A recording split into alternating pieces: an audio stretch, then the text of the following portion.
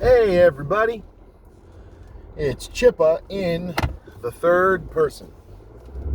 Hope you're doing well today. It's Tuesday. Tuesday. It's the 19th. Tuesday the 19th of May, 2020. Um, yeah. So Boston unveiled their plan, or Massachusetts unveiled their plan to get the world open back up into society. Seems like a reasonable one. Like I've said, I don't think any of us sitting here healthy can really know what the best way to do any of this is. But so far, you know, the majority of people I know have remained healthy. I know some people that have been very sick or have lost loved ones because of what's going on right now. But, whatever we're doing, hopefully it made things better. And as we reopen, I hope people are safe and follow the rules, and don't just think it's going to be a friggin' free-for-all, because that'll just make things worse again. I mean, those of you listening to this that aren't in as compressed of an area as me, probably haven't seen this as much, count your blessings there, you're lucky. And of course, where you are with people being more spread apart or whatever, they should be able to make rules that allow people to go out and do things sooner and with less restrictions than where I live. But around here and closer to Boston, you got to be as careful as possible. And there's more compact places than this. So, I just hope it all works out. Today is a very special day for me personally. This is the 6-year anniversary of something crazy that I did. Crazy being crazy, I just can't believe I did it still. But 6 years ago in 2014, I donated stem cells from they can either do it through bone marrow or from your blood, and I'll explain that in a minute. But I signed up for a registry. Back, it was called the Caitlin Raymond Internal Registry, and it changed its name to Be the Match. But I signed up in college, like in one of those field day things where like, hey, sign up for this registry. It's a really good thing. They did a cotton swab on your cheek and put you in it, and you get, a free tote bag or whatever. And it's like, yeah, that this sounds like a really cool thing. And they go over, there's a couple ways this can be done, but one of them is a bone marrow donation, which is kind of scary and kind of, painful, and it's surgery. But it's like, I could save somebody's life, and I've had, family that have had leukemia and other things that this can cure, and so being able to help somebody like that, why wouldn't a healthy guy, do that? So, and a minute ago, I remember the name of the drug that they had me on, and I can't remember, progesterone? No, I think that's what they give to, maybe it is progesterone, but I thought that's what they give to women to push birth along. Again, I'm doing this off the top of my head, so I apologize. But basically, so I get in this registry.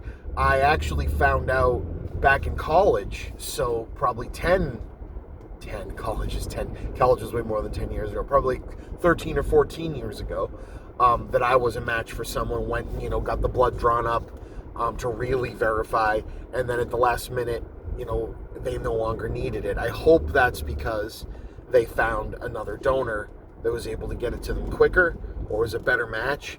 And I really hope that it wasn't because they didn't make it, because that would be really hard to take. But it comes with the territory here. Even doing a donation, you never find out.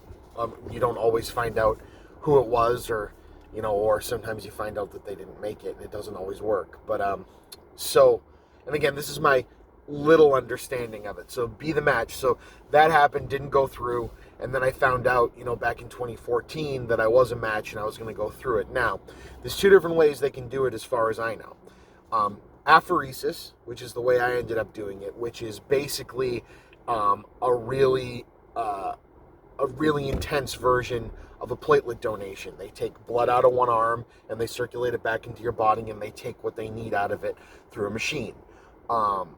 And that's how I ended up doing it. They also can do it through a straight up bone marrow donation.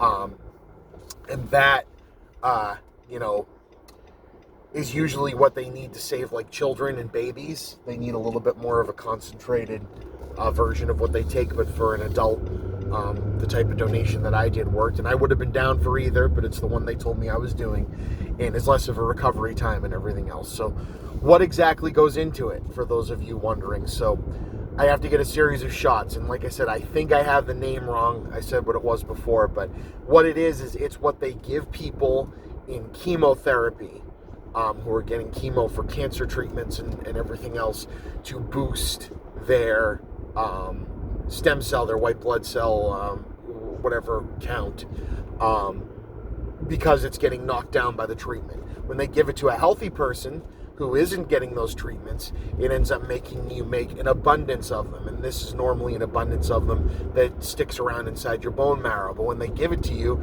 it bleeds through from your bone marrow into your bloodstream, and they're able to get the increased number through this donation. So I got a series of shots. And, you know, for people it varies. It made my lower back hurt.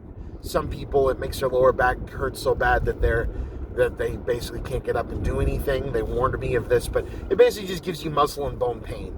And that's what it did to me. Went into Boston the night before, stayed in a hotel. They put us up in a nice hotel, paid for our dinner. You know, so we got a little like vacation, you know, date night out of it. And then my wife, who at the time, we still weren't married, this was the year that we got married. So this is earlier in the year. This was in May.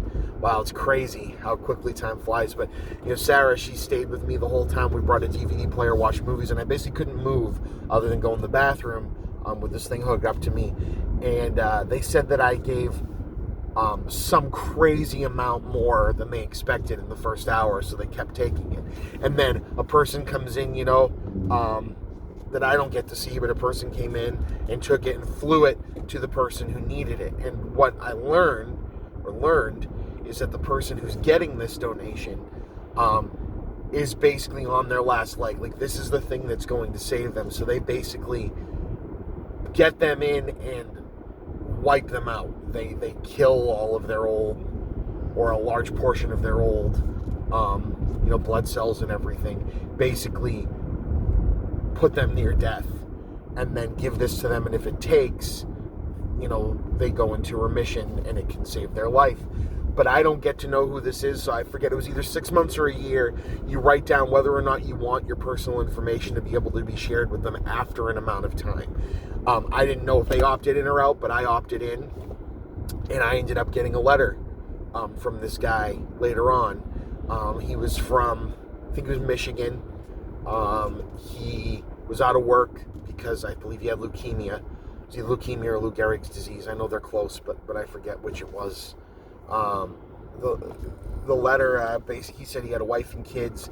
He was out of work, and because of this, and this ended up putting him into remission and saved his life, and he wanted to call me. So I sent him my phone number, and we had a, you know, long conversation, and